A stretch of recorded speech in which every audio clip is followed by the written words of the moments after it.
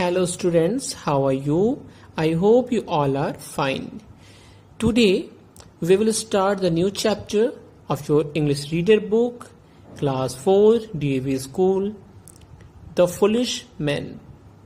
ठीक है, आज हम लोग द फुलिश मैन जो कि पेज नंबर 54 है आपके इंग्लिश रीडर बुक की, वो हम लोग स्टार्ट करेंगे. तो बिना टाइम वेस्ट किए चलिए स्टार्ट करते हैं. सबसे पहले टॉपिक को देखेंगे, चैप्टर के नाम को, द फुलिश मैन, है ना. MEN मैन मतलब एक से ज्यादा, ठीक है. फुलिश मतलब मूर्ख, ठीक है. तो कुछ मूर्ख व्यक्तियों के बारे में ये कहानी है जो हम लोग आज पढ़ेंगे, ठीक है. तो ये एक नाटक सा है, एक प्ले है, और इस प्ले में कई किरदार हैं, कई रोल हैं, जैसे कि अकबर का जो कि एक एम्परर है, सम्राट है. अकबर के दरबार में दरबारी हैं बिरबल, आपने अकबर बिरबल का नाम सुना होगा. और 3 बेवकूफ लोग हैं इसमें, अलग अलग तरीके के बेवकूफ हैं तीनों. प्लेस जो है ये स्ट्रीट्स ऑफ आगरा है, आगरा जहां पे ताजमहल है, ये सब कोई जानते हैं. तो आगरा में ये सेट है प्ले, और इस प्ले में सीन 3 है. यानी पहला सीन है कोर्ट में, अकबर के दरबार में, जहां पे वो ऑर्डर देते हैं. दूसरा सीन जहां पे आगरा के गलियों में बिरबल मूर्ख व्यक्तियों को ढूंढने के लिए घूमते हैं. और तीसरा सीन वापस से जब वो मूर्ख व्यक्तियों को लेकर के अकबर के दरबार में फिर से आते हैं. तो ये 3 सीन हमें इसमें देखना है, पढ़ना है. चलिए सीन 1 से स्टार्ट करते हैं हम लोग. Scene first, emperor Akbar's court. Akbar का दरबार है, सम्राट का. अकबर स्माइलिंग करते हुए, हंसते हुए कहते हैं, Birbal, do you think you can find me the 5 most foolish man in Agra? क्या तुम यह समझते हो कि तुम मेरे लिए 5 सबसे बेवकूफ व्यक्ति जो इस आगरा में है वो ला सकते हो खोज के? क्या तुम्हारे अंदर ये क्षमता है? तुम ऐसा कर सकते हो? बिरबल विदाउट गेटिंग डिस्टर्ब, वो बिरबल कोई भी जवाब, सवाल में बहुत तेज थे, कोई भी सवाल का जवाब तुरंत दे देते थे. तो बिना हिचकिचाए, बिना डिस्टर्ब हुए वो बोलते हैं, I will try my lord, मैं कोशिश करूंगा, है ना, सम्राट से कहते हैं. ठीक है, तो ये पहला सीन यहीं तक होता है. अब सीन 2 में जब अकबर का आदेश मान के बिरबल चले जाते हैं आगरा की गलियों में खोजने के लिए. Birbal is walking through the streets of Agra. Agra की गलियों में बिरबल घूम रहे हैं. लुकिंग अराउंड केयरफुली, ध्यान पूर्वक यहां वहां देख रहे हैं कि कहीं भाई मुझे वो बेवकूफ फुलिश मैन मिल जाएं. बेवकूफों को खोजने के लिए क्या कभी कोई घूमता है क्या? लेकिन ये सम्राट का ऑर्डर है, आदेश है, बिरबल उसे फॉलो कर रहे हैं. He sees a man lying on his back in A puddle of water. वो देखता है बिरबल कि एक व्यक्ति, एक इंसान, जैसा कि फोटो में भी आप देख रहे हैं, puddle ऑफ वाटर में सो रहा है. puddle क्या होता है? एक ऐसा प्लेस जहां पे थोड़ा सा डाउन होता है और वर्षा का पानी वहां पे जमा हो जाता है, तो उसे हम कहते हैं puddle. तो वहां पे एक व्यक्ति सोया हुआ है, अपने आर्म को, his arms stretched wide above his head, और उसके दोनों हाथ फैले हुए हैं और अपने सर के ऊपर वो वैसे ही फैला के रखा हुआ है. ठीक है ना. बिरबल वहां पहुंचते हैं, कहते हैं, what are you trying to do? ये तुम करना क्या चाहते हो भाई? पानी में ऐसे सो रहे हो, हाथ तुम्हारा दोनों ऊपर है फैला हुआ, कर क्या रहे हो? क्या कर रहे हो यहाँ पे? तो वो व्यक्ति जो है, जो सो रहा था पानी में, वो कहता है, I am trying to stand up, मैं उठने की कोशिश कर रहा हूं, है ना. I slipped and fell into this puddle while I was on my way to buy some clothes for my wife. मैं स्लिप कर गया और इस पानी में गिर गया कब? While I was on my way, जब मैं अपने रास्ते था, मैं जा रहा था मार्केट अपने वाइफ के लिए कुछ क्लोथ्स, कुछ कपड़े खरीदने के लिए, तो मैं स्लिप कर गया और इस पानी में गिर गया और मैं उठ नहीं पा रहा हूं। मैं कोशिश कर रहा हूं उठने की, लेकिन उठ नहीं पा रहा हूं। कैसे उठेगा भाई? हाथ का सहारा ले ही नहीं रहा है, हाथ तो उसके दोनों ऊपर हैं, कैसे उठेगा? बिरबल पूछते हैं, why don't you use your hands then? अरे यार, उठना है तुम्हें तो तुम उठने के लिए अपने हाथ का यूज क्यों नहीं कर रहे हो? फिर हाथ को ऊपर क्यों रखे हो सर के?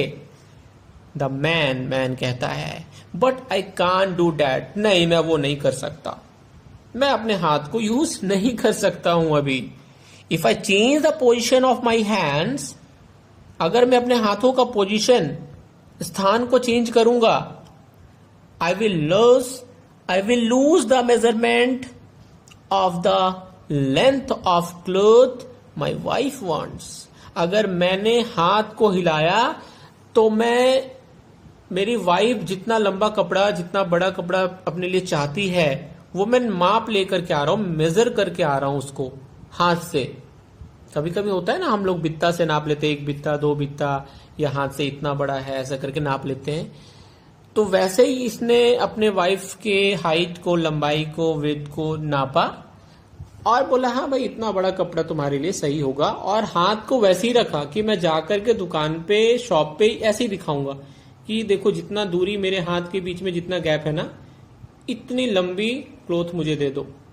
और इसीलिए वो बेवकूफ हाथ को वैसे ही करके जा रहा था।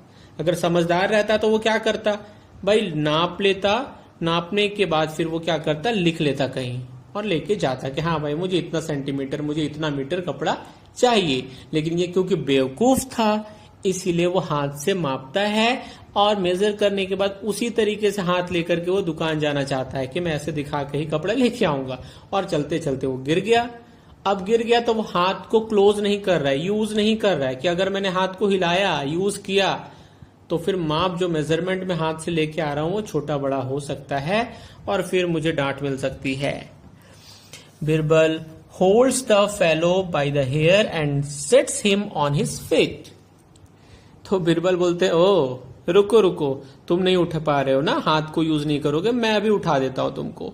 बिरबल उसके सर के ऊपर जितने भी बाल थे उसको पकड़ते हैं और बाल के बल उसे खड़ा कर देते हैं, उठा देते हैं। चलो उठ जाओ, है ना, उसका पूरा बाल पकड़ के उसे उठाते हैं, चलो उठो। The man, thank you, his arms still above his head. अभी भी उसके हाथ वैसे ही उसके सर के ऊपर है, वो माप, वो मेजरमेंट जो करके आया है वो हिला नहीं रहा। You have really help me, Birbal तुमने मेरी बहुत मदद की, वो इंसान कह रहा है। बिरबल कहते हैं मदद तो की पहले, अब आ जाओ मेरे साथ चलो, क्योंकि तुम हो निहायती बुर्बक, बेवकूफ, है ना। तो बिरबल कहते हैं प्लीज कम विथ मी, चलो मेरे साथ अब आ जाओ। एज दे मूव अलोंग, जब वो साथ साथ जाने लगे, Birbal next sees a man riding a horse. Birbal देखता है एक आदमी घोड़े के ऊपर बैठ के आ रहा है, carrying a bundle of straw on his head. आ तो रहा है घोड़े पे बैठ के, लेकिन घोड़े पे बैठने के बाद अपने सर के ऊपर भी एक स्ट्रॉ रखा है, यानी ये सूखी ये घास फूस का ये जो बंडल है उसको वो अपने ऊपर रखा है। खुद तो घोड़े पे बैठा है लेकिन सामान को घोड़े पे नहीं रख रहा है। सामान कहाँ रख रहा है? सर पे अपने रख रहा है। देखते ही बिरबल समझ जाते हैं कि दूसरा बुर्बक यही है, दूसरा फुलिशमैन ये है। एक तो मेरे साथ है जो पानी में सो रहा था, है ना, अपने हाथों को ऊपर करके, तो उसे मैं अपने साथ ले लिया हूं, एक बेवकूफ को ले लिया हूं। और दूसरा बेवकूफ पक्का यही होगा, ये अपने सर पे क्यों रख के ला रहा है सामान? जब खुद घोड़े पे बैठा है तो भाई घोड़े के ऊपर सामान रख सकते हैं ना हम, लेकिन सर पे रख के बैठा हुआ है, जरूर ये बेवकूफ है। चलिए इससे बात करते हैं ये कैसा है। तो बिरबल पहुंचते हैं, कहते हैं Y do you carry that straw on your head. मुझे ये बताओ यार, ये तुम अपने सर पे ये लेकर के कहां जा रहे हो? तुम घोड़े पे बैठे हो, सर पे ये स्ट्रॉ लेके कहां जा रहे हो? Can't you keep it on the horse back. क्या तुम इसे घोड़े के पीठ पे नहीं रख सकते हो? बिहाइंड यू, जहां तुम बैठे हो उसके पीछे घोड़े के पीठ पे रख दो इसको, क्यों लेके चल रहे हो सर पे? तो वो मैन, जो सेकंड मैन था, वो क्या कहता है देखिए, but I can't do that sir, मैं ऐसा नहीं कर सकता। क्यों नहीं कर सकता भाई? This horse is very old and very weak.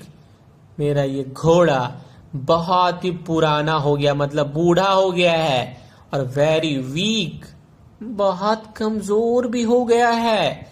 It might die with the extra weight. ये शायद अगर मैं ये बंडल इसके ऊपर रखूंगा तो ये मर भी सकता है। Already it has to carry me. इस घोड़े को मुझे भी कैरी करके ले जाना है, और मैं अगर बंडल भी इसी पे रख दूंगा ना तो ज्यादा वेट से ये मर जाएगा, है ना? तो बिरबल कहते हैं, you are just the person I am looking for. तुम वही व्यक्ति हो जिसकी खोज मैं कर रहा हूं। दूसरे बेवकूफ तुम हो। Please follow me. चलो मेरे पीछे आ जाओ। क्यों वो बेवकूफ था? क्योंकि बच्चों देखो, अगर हम घोड़े के ऊपर बैठते हैं, हमारा जितना वेट है, अगर हमारा वेट है अगर 50 केजी, तो घोड़े के ऊपर बैठे तो घोड़ा ने 50 केजी हमें उठा लिया। अब बंडल अगर हम 10 केजी का लेते हैं किसी भी चीज का सामान को, तो वो अगर हम अपने सर पे रखेंगे तभी भी घोड़ा हमारा 50 केजी और उसका 50 केजी, भार तो घोड़े के ऊपर ही जाएगा ना। और अगर घोड़े के पीछे भी रखेंगे, हम भी घोड़े के पीछे ही बैठे हुए हैं, तभी भी 60 केजी ही होगा। तो अब सर पे हम उस सामान को लेकर के बैठे अपने गोद में, चाहे अपने सर पे, चाहे हाथ से पकड़ के, या फिर घोड़े के ऊपर रख दे। हाँ, घोड़े के ऊपर रख देंगे तो हमें राहत जरूर मिल जाएगी, घोड़े को तो उतना ही वेट उठाना है ना।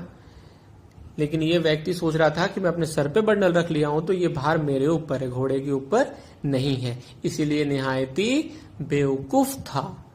ठीक है ना? तो बिरबल उसे लेकर के चलते हैं आगे। Birbal wanders with the two policemen following him. The first one with his arm still above his head, the second one still riding his horse with a bundle of straw on his head. Suddenly, he sees a man bent in half, looking for something under a street light. Okay? देखिए, बिरबल अब उन दो मूर्खों के साथ आगे बढ़ते रहते हैं। वो दोनों मूर्ख बिरबल के पीछे पीछे आते हैं। पहला अभी तक अपने सर के ऊपर हाथ को स्ट्रेच करके रखा हुआ है, और दूसरा जो था वो हॉर्स पे बैठा है और साथ ही साथ अपने सर पे अभी भी उसने बंडल रखी हुई है। आगे बढ़ते हैं तो तीसरा बेवकूफ भी उन्हें मिल जाता है। एक और बेवकूफ है जो आधा झुका हुआ है और कुछ ढूंढ रहा है स्ट्रीट लाइट के नीचे। बिरबल पहुंचते हैं, कहते हैं, what are you searching for? क्या ढूंढ रहे हो यार तुम? थर्ड मैन कहता है, I have lost my diamond ring somewhere out there in the darkness, pointing to a dark spot far away from where he is standing. कहता है, मैंने अपनी हीरे की अंगूठी कहीं खो दी है अंधेरे में, डार्कनेस में, और कहीं दूर पे पॉइंट करके दिखा के बोलता है, देखो बिरबल, वहां पे वो अंधेरे में मैंने अपनी अंगूठी खो दी है, हीरे की अंगूठी। लेकिन खोज कहां पे रहा है वो? उस जगह पे जहां पे उसने खोई थी अंगूठी, वहां नहीं, वहां से काफी दूर पे जहां पे लाइट है, जहां पे रोशनी है, वहां पे खोज रहा है आके। ठीक है ना? Since I could not see over there, कहता है क्योंकि जहां मैंने खोई है अंगूठी वहां अंधेरा है, मैं वहां नहीं देख पा रहा हूं, डार्क है वहां पे। तो मैंने सोचा क्यों ना मैं इंजोला में ढूंढू जाके जहां पे उजाला है।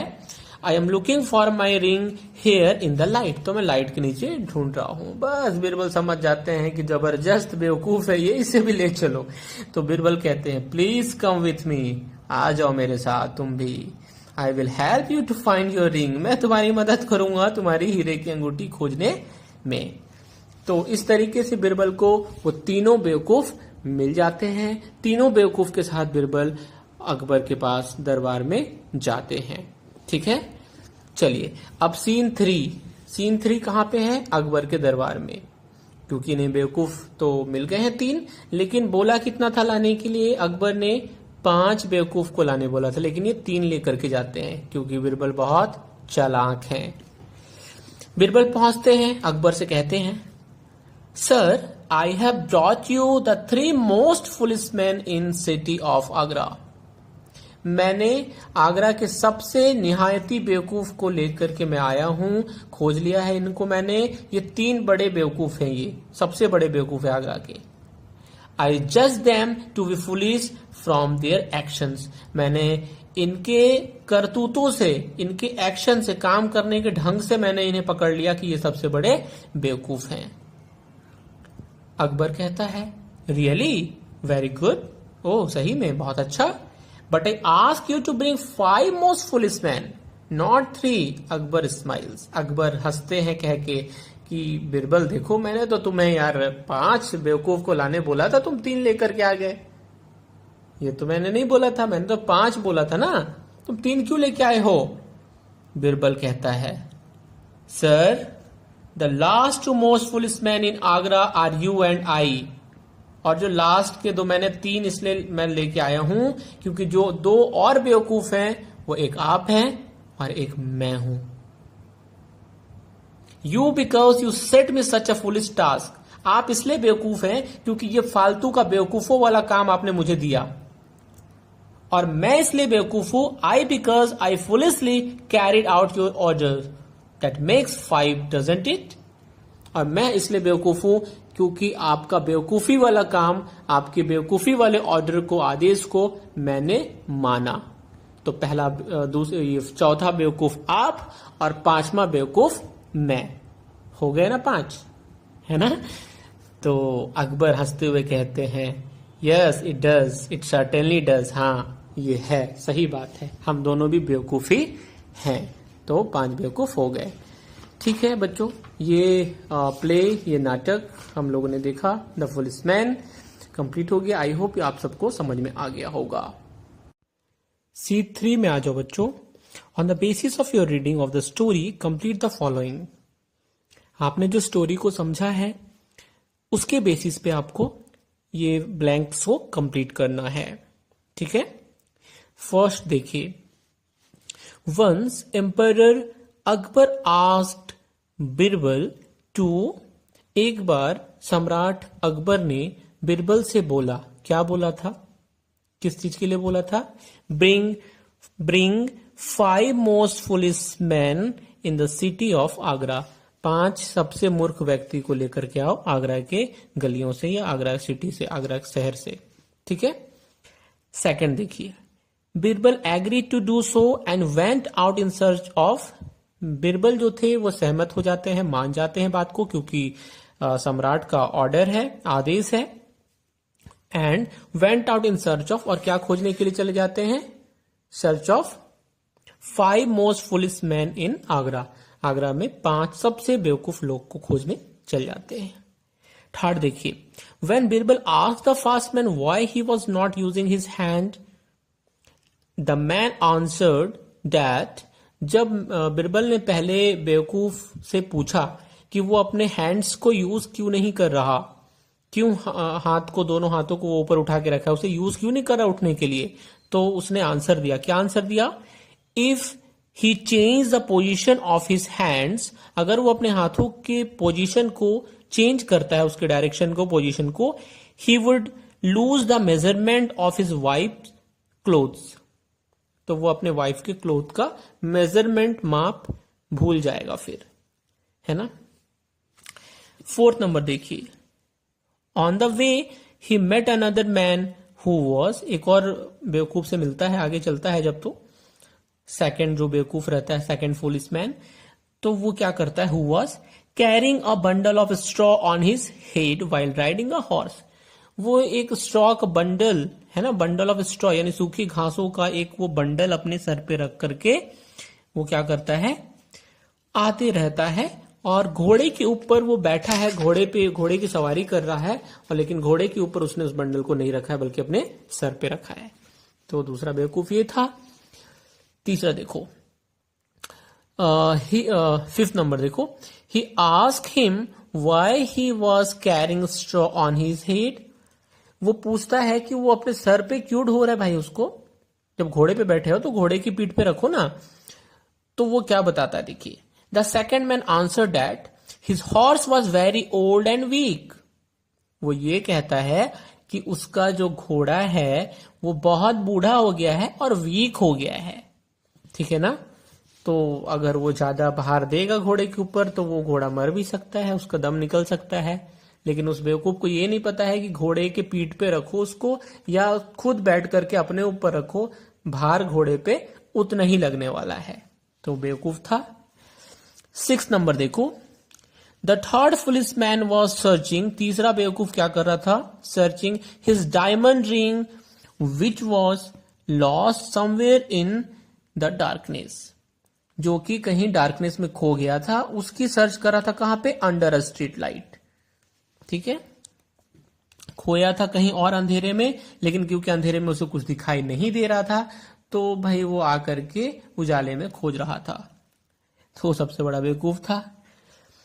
7 नंबर देखो, according to Birbal the last most foolest man in Agra were, Birbal के मुताबिक आगरा में 2 लास्ट सबसे बेवकूफ इंसान कौन थे, पहला द एम्पिरर, सम्राट, एंड ही हिमसेल्फ, वो खुद ही 5वां बेवकूफ था। कैसे था, तो 8 नंबर में देखो, Birbal calls Akbar and himself foolish because, उसने अकबर को मतलब सम्राट जो थे, महाराजा जो थे, उनको और खुद को बेवकूफ बोला, क्योंकि he set him such a foolish task, क्योंकि अकबर इसलिए बेवकूफ थे क्योंकि उन्होंने ऐसा मूर्ख वाला काम दिया था बिरबल को, और बिरबल इसलिए बेवकूफ था क्योंकि वो फुलिशली यानी मूर्खतापूर्ण रूप से उस काम को मान के, उनके आदेश को मान के वो बेवकूफों वाला काम करने लगा था, है ना। He it means Birbal foolishly carried out his words.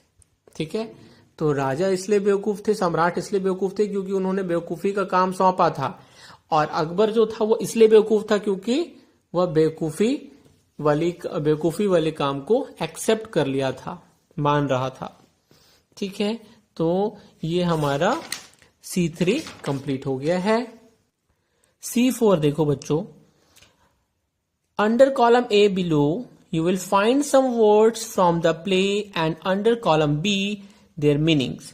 Column A में कुछ वर्ड्स आप देख रहे हैं और कॉलम B में उन्हीं वर्ड्स के मीनिंग, उनके मतलब लिखे गए हैं, लेकिन वो ऊपर नीचे लिखे गए हैं, अरेंज नहीं किए गए सही से। ठीक है, तो आपको जिसका जो मीनिंग होता है, जिस वर्ड का जो मतलब होता है, उसे उसमें मैच करना है। चलिए करते हैं। पहला पुडल, पुडल मतलब क्या होता है, तो ये यहां मैच करेंगे हम 4th नंबर पे। A small pool of water specially rain water, कहीं भी अगर रेन वाटर वर्षा का पानी जम जाता है और एक पॉन्ड सा बन जाता है तो वो उसे पुडल कहते हैं। दूसरा बंडल, बंडल क्या होता है, a collection of things Tide together, किसी भी चीज को एक साथ मिला करके जब हम लोग बांध देते हैं तो वो बंडल बन जाता है। नेक्स्ट स्पॉट, स्पॉट क्या होता है, अ पर्टिकुलर प्लेस और एरिया, कोई भी पर्टिकुलर प्लेस या एरिया उसे हम कहते हैं स्पॉट। ठीक है ना। सर्टेनली मतलब विदाउट डाउट, यानी बिना किसी शक के। ठीक, लास्ट है मेजरमेंट, मेजरमेंट का क्या मतलब होता है, length and breadth etc found by measuring, जो हम लोग मेजर करते हैं, किसी चीज को नापते हैं तो उससे जो हम लेंथ ब्रेथ मिलता है, जो भी लंबाई चौड़ाई उसके जो हम मेजर कर पाते हैं, उसी को कहते हैं, उस प्रोसेस को कहते हैं मेजरमेंट। ठीक है, तो C4 भी हमारा कंप्लीट हो गया है बच्चों। C5 देखो बच्चों, read the extract and answer the question given below. ये एक्सट्रैक्ट जो दिया गया है वो चैप्टर से ही दिया गया है, स्टार्टिंग वाले से, और ये थर्ड पुलिसमैन था उसके बारे में दिया गया है, और उसके बाद यहाँ कुछ क्वेश्चंस दिए गए हैं जिनके आंसर हमें देने हैं। चलिए करते हैं। फर्स्ट नंबर देखिए, what is the third man looking for, तीसरा व्यक्ति किस चीज के लिए देख रहा था इधर उधर, he is looking for his diamond ring, वो अपने डायमंड के रिंग को देख रहा था। Second, where has he lost the ring, कहां उसने अपने रिंग को खोई थी, he has lost the ring, diamond ring भी लिख सकते हैं यहां पे आप, he has lost the diamond ring somewhere in the darkness. ठीक है। थर्ड नंबर देखिए, how do you know that he is foolish, तुम कैसे समझते हो कि वो फुलिश था, वो मूर्ख था, वो तो अपने डायमंड रिंग खोज रहा था, तो वो मूर्ख कैसे था, कैसे समझते हो, ऐसे समझते हैं।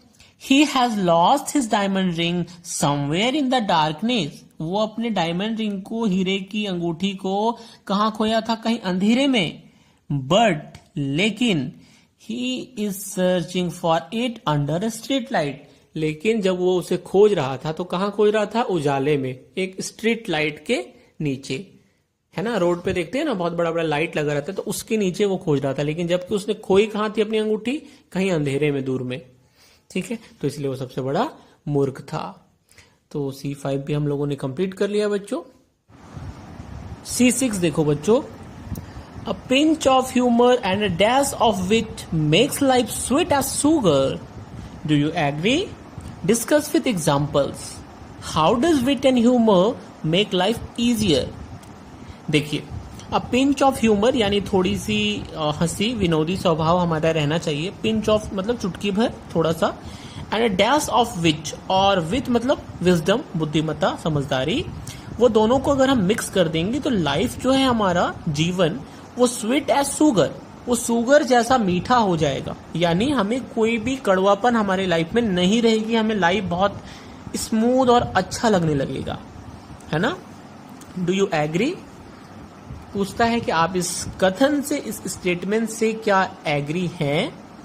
Yes, I totally agree with that, with this statement. Yes, हम इस स्टेटमेंट से पूरा एग्री हैं, सहमत है। How does wit and humour make life easier? अब हमें बताना है कैसे ये हमारे लाइफ को आसान बनाता है। Students, wit and humour has its own place in life. दोनों की अपनी अपनी जगह है। By using it we laugh ourselves and make those people laugh who are around us। हम खुद भी हंसते हैं और अपने आस पड़ोस के लोगों को भी हंसाते हैं। और जब हम हंसते हैं तो हमारी टेंशन दूर हो जाती है, कोई भी काम हम इजीली कर लेते हैं। We can enjoy each and every moment of life। हम लाइफ का हर मोमेंट को, हर पल को इंजॉय करते हैं। ठीक है ना। तो इस तरीके से हम लोग यूज कर सकते हैं विट एंड ह्यूमर को। It works as a medicine, और ये दवा की तरह काम करेगा और हमारा लाइफ अच्छा हो जाएगा। ठीक है बच्चों, चलिए C6 हमारा कंप्लीट हो गया है। C7 में आ जाओ बच्चों। Speak the word length. The letter G is silent.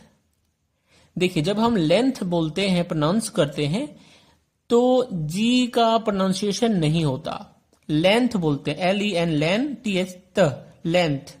जी का प्रोनाउंसिएशन अगर करेंगे तो क्या होगा?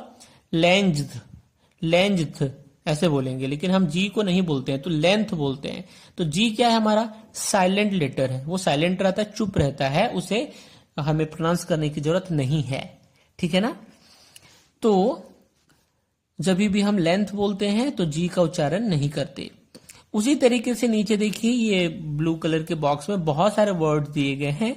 उनमें भी कोई कोई लेटर ऐसे हैं जिन्हें हम प्रोनाउंस नहीं करते हैं। जब उन वर्ड का हम उच्चारण करते हैं, उस वर्ड को हम बोलते हैं, तो उसमें एक लेटर कोई ऐसा है जिसका उच्चारण नहीं होता है। जैसे वेट, जी का उच्चारण इसमें नहीं होता है, वेट बोलते हैं, वेस्ट नहीं बोलते हैं। फिर हो गया हाफ, हाफ बोलते हैं, हाल्फ तो नहीं बोलते हैं, तो एल का यहाँ पे उच्चारण नहीं होता। नी, थर्ड नंबर है नी, तो के का उच्चारण नहीं होता, नी पढ़ते हैं, NEE बोलते हैं इसको नी, लेकिन लिखते हैं के से। लेकिन के का हम लोग प्रोनाउंसिएशन तो नहीं करते, कनी तो नहीं बोलते हैं इसको, कनी नहीं, इसे कहते हैं नी। तो के हमारा साइलेंट रहता है। उसके बाद है जज। जज में JUGE ही हम प्रोनाउंस करते हैं, डी को नहीं करते हैं। ठीक है ना। उसके बाद है ऑनेस्ट। ऑनेस्ट में स्टार्टिंग का लेटर जो है H, वो साइलेंट रहता है। हॉनेस्ट नहीं बोलते हैं इसको, ऑनेस्ट बोलते हैं। ठीक है, तो C7 हम लोगों ने कंप्लीट कर लिया है। नेक्स्ट है C8, work in pairs, read the questions and their funny answer. नीचे कुछ क्वेश्चंस दिए गए हैं और उनके आंसर बहुत ही फनी हैं, यानी कुछ उल्टे टाइप से आंसर दिया गया है। जैसे देखिए, पहला क्वेश्चन है why are cooks cruel. Cooks जो होते हैं, जो कुक होते हैं, खाना बनाने वाले बावर्ची लोग, वो क्रूएल, शैतान क्यों होते हैं? तो आंसर क्या दिया है इसका? Because they beat eggs. Eggs को बीट करते हैं, यानी अंडे को फोड़ते हैं ना जब ऑमलेट वगैरह बनाते हैं, तो इसीलिए बिकॉज दे बीट एग्स, वो एग को फोड़ते हैं। वाइप द क्रीम, क्रीम को वाइप करते हैं इसलिए शैतान कहलाते हैं वो। ठीक है ना, फनी आंसर है, जबकि ऐसा कुछ होता नहीं है, बस हंसने के लिए है ये। नेक्स्ट देखिए, what was the first thing Akbar did after he ascended the throne. जब उसे गद्दी मिली, सिंहासन मिला, तो सबसे पहला काम उसने क्या किया। तो भाई अब कोई आंसर देगा अगर तो कहेगा कि भाई सबसे पहले उसने अपने प्रजा को ठीक किया, प्रजा के दुख दर्द को दूर किया, लेकिन यहाँ पे फनी आंसर लिखा हुआ है। क्या लिखा हुआ है? ही सेट ऑन इट, सबसे पहले वो उस पर बैठा। भाई ये तो अंडरस्टूड है, सबको पता है वो तो पहले बैठेगा ही ना तो ये थोड़ा सा फनी आंसर है। अब देखिए नेक्स्ट पेज में, now make some more questions of your own. अब आपको यहाँ पे अपना खुद का क्वेश्चन बनाना है and ask your partner to answer them. यानी क्वेश्चन भी आपको खुद लिखने हैं और आंसर भी आपको खुद लिखने हैं यहाँ पे, ठीक है। या फिर अपने पार्टनर से आंसर पूछिए। तो मैंने यहाँ पे 2-3 क्वेश्चन आपके लिए बना दिए, जैसे हु इज स्ट्रॉन्गर, राम और श्याम। तो यहाँ पे है no one but I. Answer दिया आपके फ्रेंड ने, ना राम स्ट्रॉन्गर है ना श्याम स्ट्रॉन्गर है, मैं हूं स्ट्रॉन्गर, जाओ तुम लोग दोनों स्ट्रॉन्गर नहीं हो, ठीक है ना, ऐसा आंसर। नेक्स्ट क्वेश्चन है where does Sachin live. Sachin या सचिन तेंदुलकर भी आप लिख सकते हैं। Where does Sachin Tendulkar live, कहाँ रहता है। तो भाई कोई बताएगा महाराष्ट्र में, पुणे में, कोई कुछ उसके बंगलों का जो एड्रेस है वो बताएगा, लेकिन यहाँ आंसर इन हिज होम। कहाँ रहता क्या है वो, अपने घर में रहता है और कहाँ रहता है ना, फनी आंसर है। नेक्स्ट क्वेश्चन है व्हाई आर यू क्राइंग, तुम क्यों रो रहे हो। तो आंसर इसमें होगा बिकॉज आई एम हैप्पी। हम ये आंसर दे सकते हैं, बिकॉज आई एम हैप्पी, मैं खुश हूं इसलिए रो रहा हूं। ये फनी आंसर है, क्योंकि कोई खुश होता है तो रोता नहीं है, हंसता है, लेकिन वो कह रहा है मैं खुश हूं इसलिए रो रहा हूं, तो ये फनी आंसर हो गया। ठीक है, तो C8 कंप्लीट हो गया हम लोगों का। C9 देखो बच्चों, read what sweety says about Anuj. देखिए अनुज के बारे में स्वीटी क्या कहती है। अनुज जो है स्वीटी का भाई है, उसके बारे में क्या कहती है ये नीचे लिखा हुआ है। My brother Anuj is very witty, one day his teacher was teaching about the wild animals in the class, the teacher gave lion as an example of a wild animal, then she asked Anuj to give the name of another wild animal, to which he promptly replied another lion ma'am. एक जानवर का नाम बताइए जो wild है यानी जंगली जानवर है। तो मैडम ने बताया था लायन, और जब अनु से पूछा तो उसने बोल दिया कि दूसरा लायन। फिर पूछती एक और का बता तो बोल देता तीसरा लायन, है ना। तो ये फनी आंसर था, ह्यूमरस बहुत ही ज्यादा। तो अब नीचे आपको ऐसे किसी के बारे में लिखना है, चाहे तो कोई गर्ल जो आपके क्लास में हो, चाहे आपके घर पे कोई हो, उसके बारे में भी आप यहाँ लिख सकते हैं। मैंने वैसे ही लिख दिया है माई लिटिल सिस्टर के बारे में, आप भी ऐसा लिख सकते हो। आप अपने क्लासमेट के बारे में भी लिख सकते हो, तो आप माई लिटिल सिस्टर की जगह माई फ्रेंड लिख सकते हो। My friend is very witty. One day my father said, एक दिन मेरे पापा ने कहा, why do you sleep in the examination hall, तुम एग्जामिनेशन हॉल में क्यों सो जाती हो। तो सी आंसर प्रॉम्प्टली, उसने आंसर दिया, if a question is difficult to answer, अगर किसी क्वेश्चन का आंसर देना मुश्किल रहता है, I don't waste my time, तो मैं अपना टाइम बर्बाद नहीं करती बल्कि सो जाती हूँ। Instead I go to sleep, I go to sleep. जैसे बोला जाता है ना कि थोड़ा भी अपना टाइम वेस्ट नहीं करना है, तो वो यही बताती है कि अगर इस तरीके का कुछ होता है तो भाई आई गो टू स्लीप।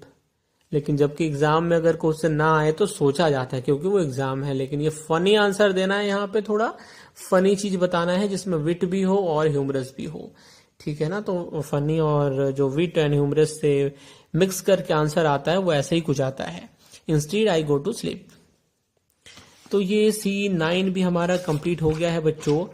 C10 है जो ब्लू बॉक्स में लिखा हुआ है, ये आपके लिए क्लू दिया गया है, यहाँ से चूज करके आपको फिर नीचे एक स्टोरी बनानी है। ये आप लोग को उतना ज्यादा इंपॉर्टेंट नहीं है, तो इसे हम लोग अभी नहीं करेंगे। चलिए बाकी आपका स्टोरी जो है वो आज कंप्लीट हो गया है, क्वेश्चन आंसर भी मैंने बता दिए हैं। 1-2 बार आप देखिएगा तो आपको समझ में आने लगेगा, ठीक है बच्चों। चलिए नेक्स्ट वीडियो में मैं आपसे फिर मिलूंगा, तब तक के लिए बाय बाय।